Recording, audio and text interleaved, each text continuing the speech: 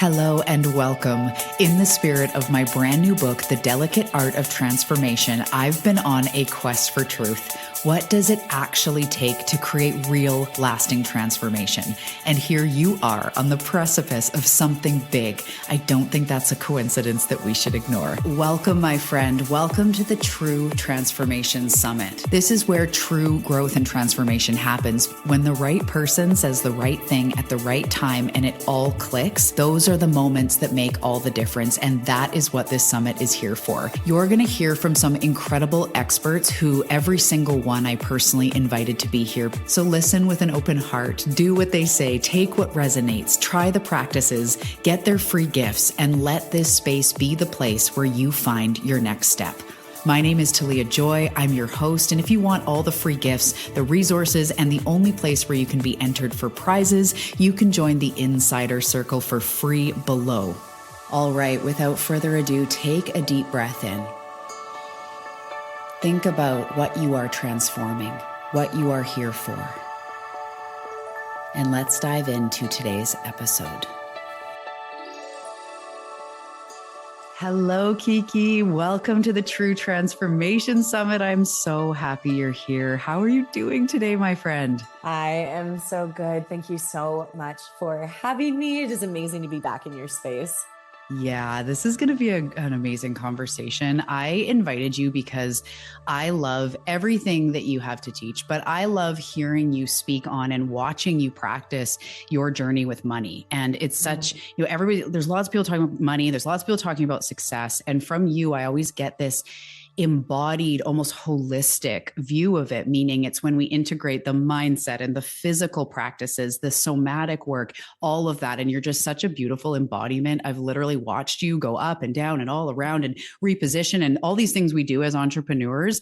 And your energy stays the same. You're so grounded and authentic. And I'm so grateful that you're here. Thank you. I'm receiving all of that. I have become the queen of the pivot over the past few years. That is for sure. And that shows the resilience in your nervous system, your own commitment to this work, right? Because in business, I think all business, the gift of being able to pivot is a big one. It's when we keep trying to hammer something that's not working. It's like to pivot takes bravery, but it also is something we need to continue to do, I think. It's the definition of entrepreneurship, honestly. Like you're solving problems, not just for your audience, you're solving problems for yourself too. Mm-hmm. Absolutely. I can't help but hear friends pivot, like just Pivot! Constantly, right? Yeah. All right. So before we dive in, if anyone is new to your world, let's start with that. Who are you and a little bit about your business? Yeah, of course. So my name is Kiki. I am a wealth embodiment mentor for 6- and 7-figure visionary entrepreneurs. And as you had mentioned, we really approach wealth from a holistic standpoint. And the very first thing I do is teach my clients to detach wealth and money, because they are two very different things and one feeds into the other. So wealth is actually a frequency. And I help my clients to define what wealth means to them, because it is very subjective, whereas money is very objective. And so it is really helping them to define wealth, to get into that and like activate that frequency.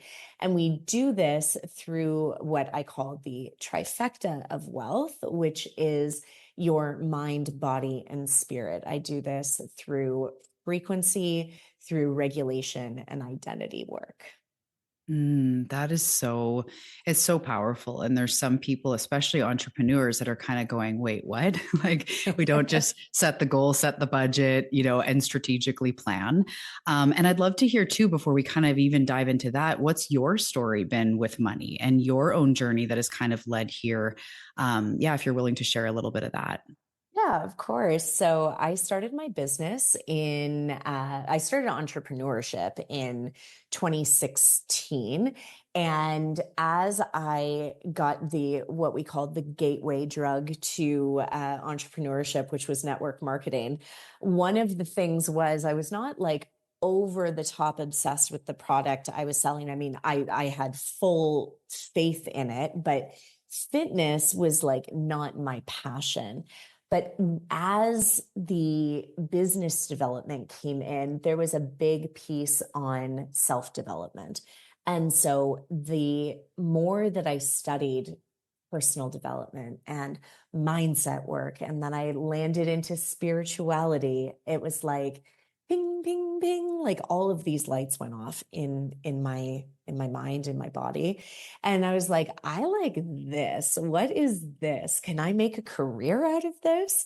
And it turns out that you can. So very quickly, I discovered that I wanted to help other people with their mindset. And then that just grew and evolved over the years.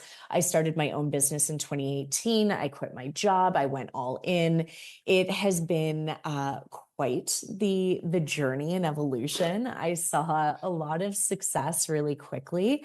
I matched my corporate salary my first year in business, and then I went on to scale my business to six figures in 2020, like during the pandemic, which was absolutely incredible because, you know, there was a lot of like restriction during that time, both externally and internally. And I was very quickly scaling, you know, 2021.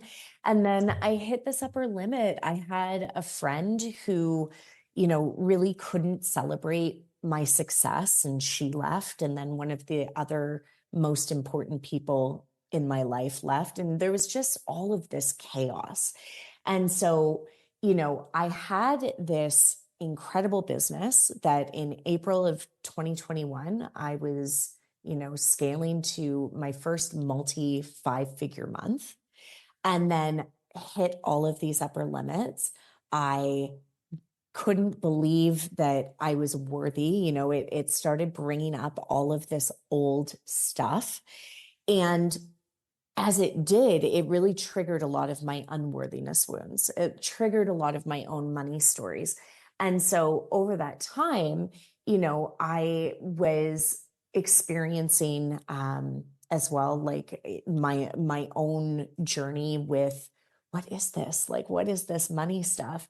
And I ended up kind of by the end of 2021, I went from like a $20,000 month to a $2,000 month. And so there was a lot that kind of came up, and me attaching my self-worth to my success, my self-worth to how much money I was making. And I stayed in a lull in my business. There were some other factors that were a part of that. I stayed in a lull in my business for a solid like 2.5 years. And finally, I went to a mentor because I was on the brink of bankruptcy. Like I was going to file for bankruptcy. I was not happy with my business. I felt like I was throwing spaghetti at the wall, trying to figure everything out. I was dealing with my own internal world. You know, we get to this point, and like we had kind of had this conversation off camera, where, you know, you get to this point where you think like everything's all good. I don't need the work anymore. And so like that was part of the mix of I just stopped doing the work. I was like, I have arrived. And what ended up happening was I had this call with my mentor. I was on a last ditch effort.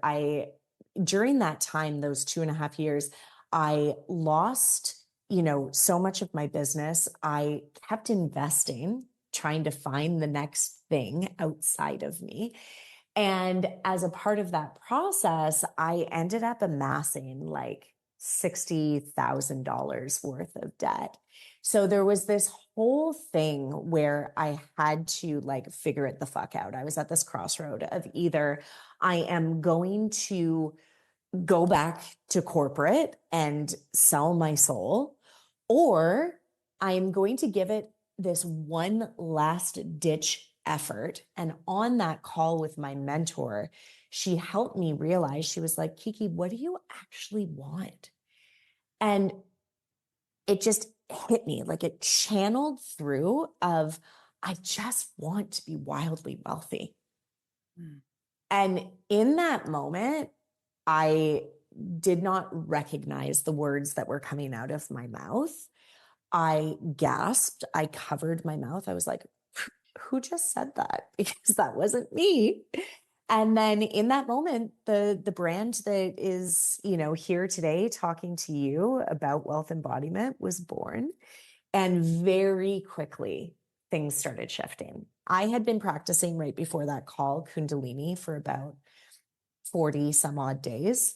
And that was the thing that started shifting the energy, because my mentor helped me realize that I had been living in this functional freeze state with everything that I had been going through the couple previous years.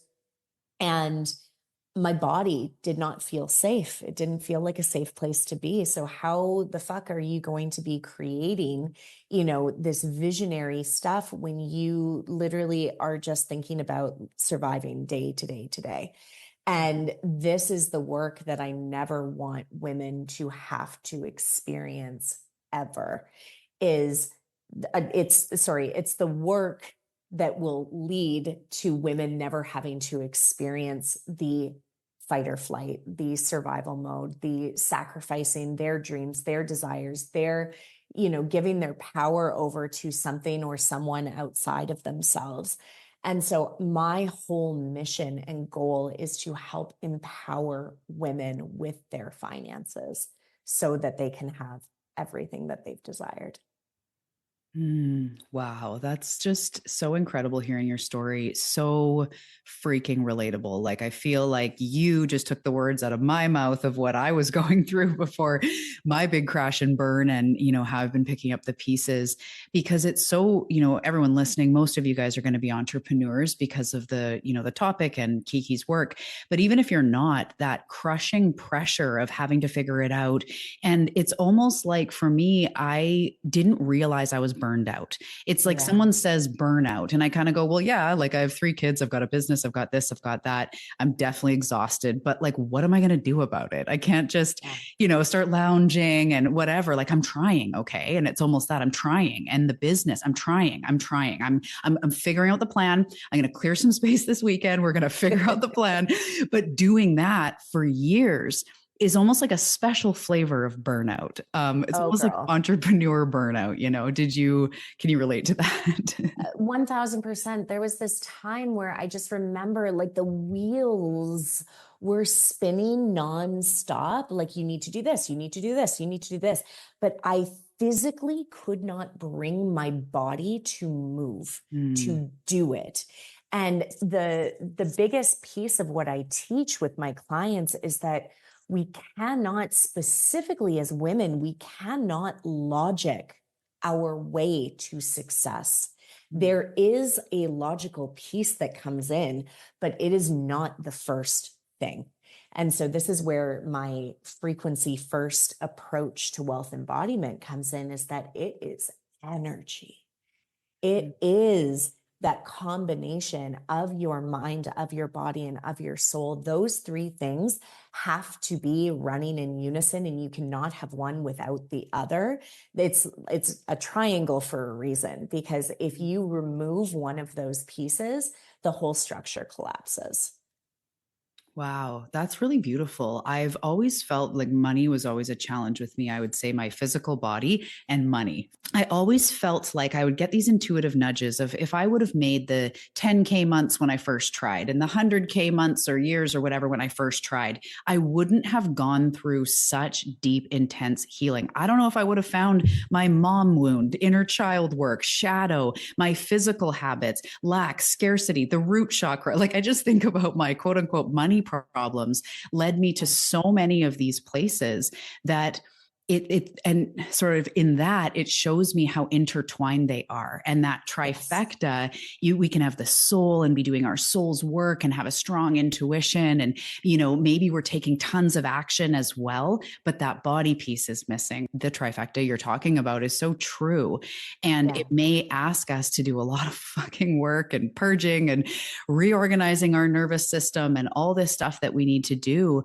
But that is truly the secret. And I love that you talk about it like that. And I get the idea from you too. It's like, it's not all sunshine and rainbows. It's not just one practice and you've got it all figured out. The consistency piece is probably one of the biggest things. And it's funny, I'm actually running like a challenge right now for 21 days because I was like, and as I shared with you before we hopped on here, is that I've been in this like 6 month like lull kind of where I haven't like exponentially grown, but I also haven't sabotaged, which is Mm, like to hold that stretch of just maintenance and not being in that growth phase that would have triggered me in the past. mm, So I was like, okay, well, now, I've been in the 6 months. So now I'm ready to shift out of it. What do I need to do? I need to come back to my consistency. I need to come back to a regular practice, not just this like, oh, let me do this, one day and this another day, and I'll do, just 5 minutes is enough. Sometimes it's not, right? And sometimes we go into seasons where we've got to do the work and we've got to do like the actual tangible work of building a program, for example. That was me last year. And there is so much that needs to come back within our bodies and bring in that consistency that goes so much further than just one off day, one off practice, meditating, once a week. Like that ain't it. It's called the work because it's work, right? We have to bring in this consistency. And what I tell my clients is that in doing that, you are building self trust with yourself. It's those things that you can't see, right? And with that, that is actually the subconscious rewiring that's like, oh, yeah, like, well, if I can do this thing that's like really uncomfortable and I'm leaning into the resistance of it, I call it character development. We're in a character building season, and that is sometimes the thing that it takes to make the shift. But your logical mind is not telling you that, oh, maybe I should just go practice Kundalini for 11 minutes today. Like those two things in our 3D matrix world, that's the whole reason. Like that's very intentionally done, is to disconnect you from your knowing, your intuition, your energy, your creativity, so that you think, oh, well, if I just work harder, oh, I'm not doing enough. But that's exactly what leads you into that cycle of burnout. Yeah, that's really powerful. And it is, we're set up in a world for many reasons we know and don't know, and call me a conspiracy theory, but the way we You're are. in good company. Yeah, totally. Get our tinfoil hats. We're good. Yes. It's set up lack, scarcity, division. Only rich people can do this. They have something I don't. It's more work equals more money, more willpower equals more, like whatever. We're set up with so many beliefs and so many, even just being unsafe in our body, being constantly triggered and then trying to fix it and then triggered again and trying to fix it. It's like we are set up in this, even the self-growth industry. It's Mhm. really, it's intense sometimes to see the messages that everybody's getting, because everyone's trying to sell a program. They're trying to sell Yeah. the solution. So like in all that marketing and in all that buzz, we've lost the plot that it isn't so much about one thing out there. And as you said, the tangible things come in, the strategy comes in, but it's not that first piece. And I love how you teach that. I want to come back to what you said at the beginning about wealth and money being separate. And I want to start Yeah. hearing you jam on that and that embodiment piece, that frequency piece. Okay. So one of the biggest things that I have to like this conditioning that we have been programmed to believe is that you're only wealthy if you have a lot of money. But the truth of the matter is the wealth is actually what you need first. So from a manifestation standpoint, right? We talk about be, do, have, not do, have, be. If I do the thing, if I work really hard, then I can have the money so I can finally be happy, be fulfilled, be free, whatever the thing is. You got to work backwards. You got to know what is the outcome? What is the desired outcome? Happy, fulfilled, free. How can I be that today so that I can actually be inspired to do the action so I can have the thing that I want, the money? Make sense? Mm-hmm. Yeah. Absolutely. So wealth is a frequency. And I tell my clients all the time, like, your wealth is not found in a bank account. That is one aspect of it. But your wealth is your health. Your wealth is like me right now. My wealth is this year, I have been gifted with the blessing of going to speak on multiple stages in multiple countries on wealth embodiment and teaching this work far and wide. That is wealth to me, because 3 years ago, sitting in a debt insolvency agency, speaking to some little, I'm going to be my grandfather right now, but little spring chicken who had just graduated. She was no older than 22, I swear to God, looking at me being like, so tell me about your debt. And I'm like, oh, like that was the most mortifying, uncomfortable thing that motivated me, right? And 3 years, that moment, looking back to it, feels like yesterday, Mm. right? And so that to me is actually wealth of like the what I have been able to achieve in that time that goes so far beyond just the finances. It's the people I've impacted. It's the time that I've bought back. It's the being able to go on a trip and explore the world, like waking up when I want, building my calendar around my life rather than the other way around. All of those things are wealth. And if that doesn't resonate with you, because maybe you're in a space where you're feeling a little more constricted, I invite you to look around your surroundings of your home, of your body, right? Do you have an able body? Do you have air in your lungs and water coming out of your tap and food in your fridge and electricity running through your home and a device that you're listening to this on? That is wealth. And so often these are things that we take for granted. And as someone who lives in a third world country for more than half the year, usually, I experience these reminders on a daily basis when the electricity kicks out, when the water all of a sudden stops working. I'm like, oh shit, I've got a head full of shampoo right now. Got to go to the fridge and make sure that I've got that reserve water to pour the pitcher over my head. Like those are real things, and we don't think about it as Westerners, right? And so wealth can be very simple. It can be the love of family, the love of friends, being able to go and eat your favorite ice cream down the street. Like those things are all really wealthy. But the problem is, so many people don't allow themselves to feel it. They Mm. can think about it, they're in their heads. But this is wealth embodiment. So, yeah, write a list, but then feel the sensation of what that actually feels like. And practicing that frequency more than practicing the frequency of scarcity, of lack, of not enough, which we are all programmed to feel very intentionally, right? Anytime that comes up, you go, oh, no, we're over here now. This Mm. is just a gentle guidance and redirection back to where we desire to be. That is what directs the energy of money to you. The Mm. frequency of wealth is what creates the tangible expression of money. Yeah, absolutely. And I was going to ask, and you just started touching on it for anyone who, because a lot of these buzzwords we hear embodiment. And I know that was Mhm. one for a while that I'm like, okay, but how? So practicing feeling that frequency, feeling that, embodiment, how would you describe that?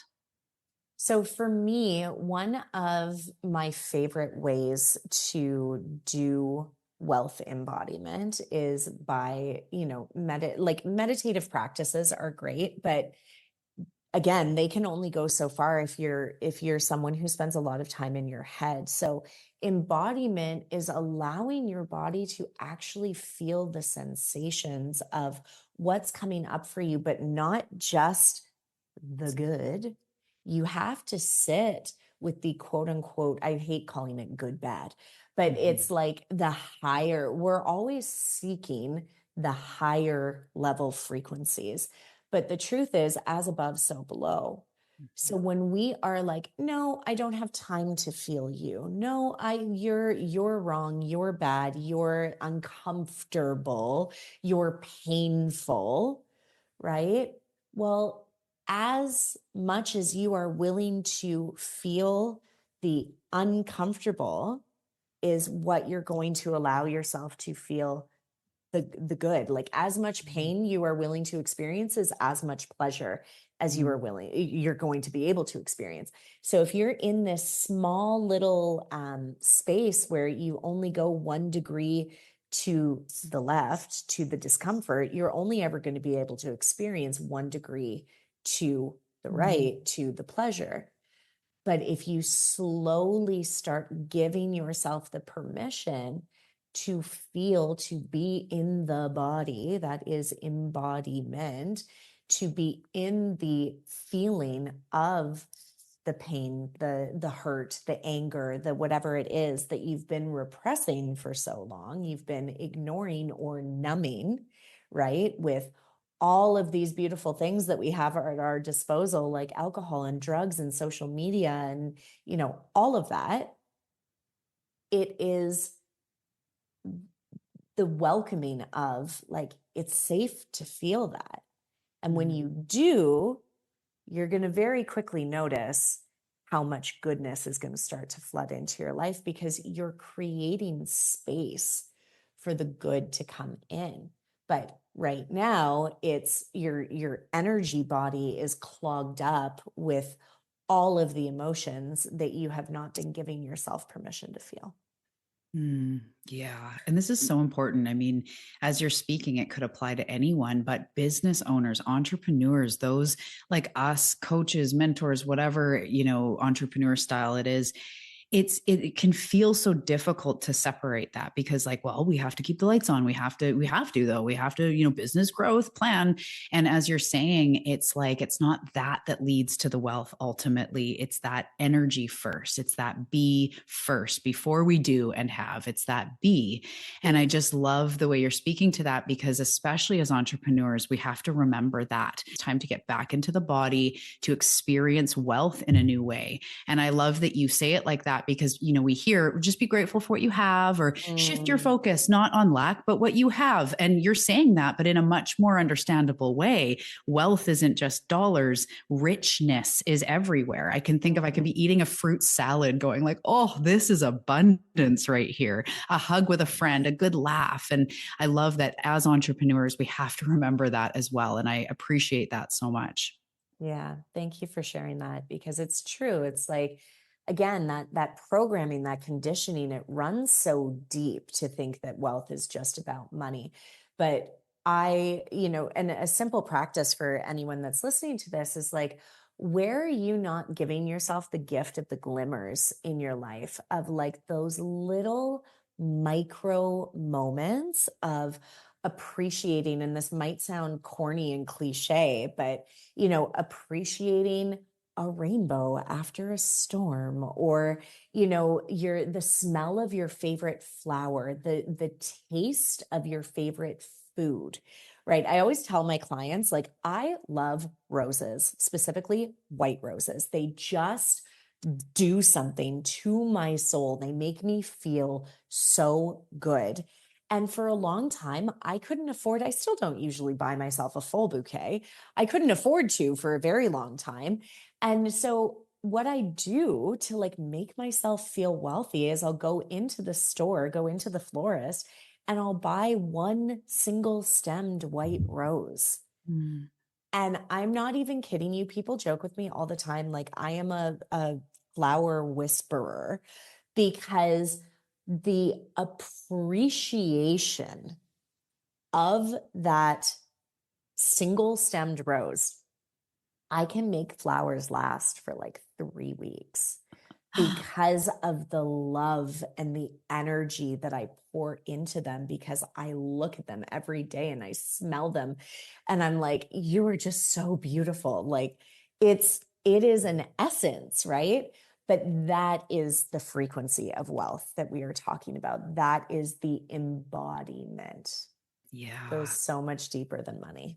I love that. I love that so much. And it's so tangible yet emotional and meaningful. And it just makes so much sense. You know, we have to remember this life is meant to be enjoyed. And at the end of the day, being entrepreneurs, they say we trade the 9 to 5 for the 24/7 and all that good stuff, right? Been But there. yeah, but we have to remember why we're doing this and to enjoy that pleasure in those moments and that true wealth.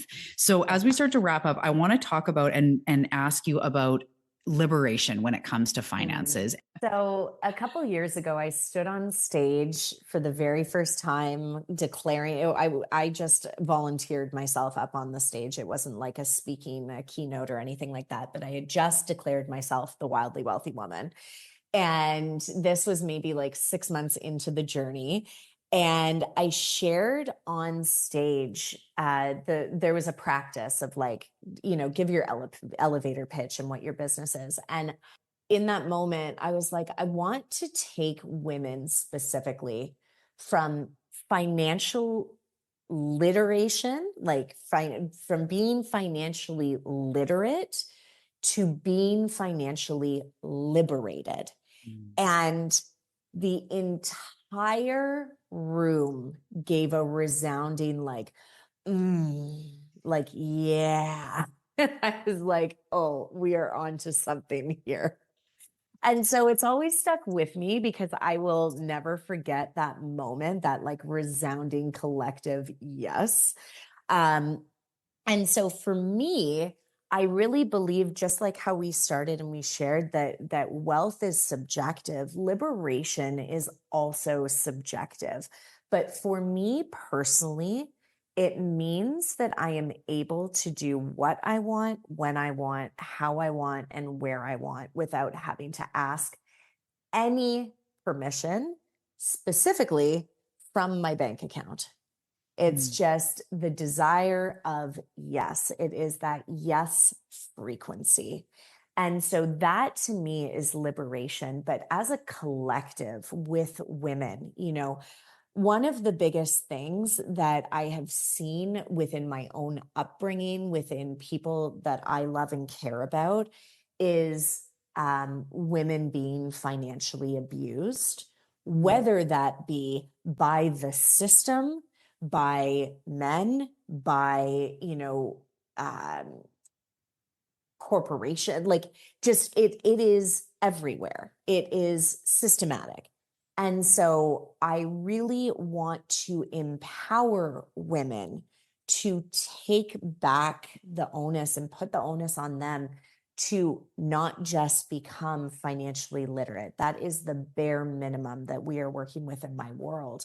It is really this energy of liberation where they feel comfortable, they feel empowered by money because of their solid wealth frequency, that even when they go through a 6-month lull, they know that they're going to figure it out. They know that they're not going to sabotage their success because wealth is ingrained into their system.